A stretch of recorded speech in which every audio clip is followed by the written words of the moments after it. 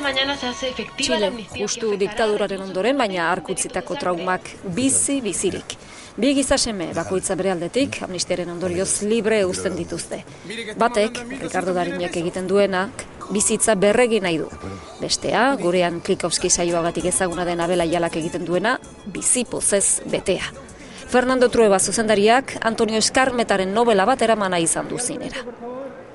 Y esa novela me inspiraba muchas imágenes y muchas cosas, y sobre todo el tono y los personajes. Es una película fantástica, en el amplio sentido del término. Además tiene alegría y todo el mundo le gusta ver una peli alegre, ¿no? Que digo, ¡ah, qué bueno! Y reírte. Pertsonaia bezala, bizi pozez betea ageri da aktorea. Eta beste pertsonaje bat izenburuko Victoria, dantzaria, aurreko bien bidean gurutzatzen dena eta diktadurak gurasoen heriotza eragin izana gainditu ezin duena. Fikziora Fernando Truebaren itzulerako pelikula da, eta gainera, akademiak hautatuetako bat Oscar sarietan Espainia ordezkatzeko.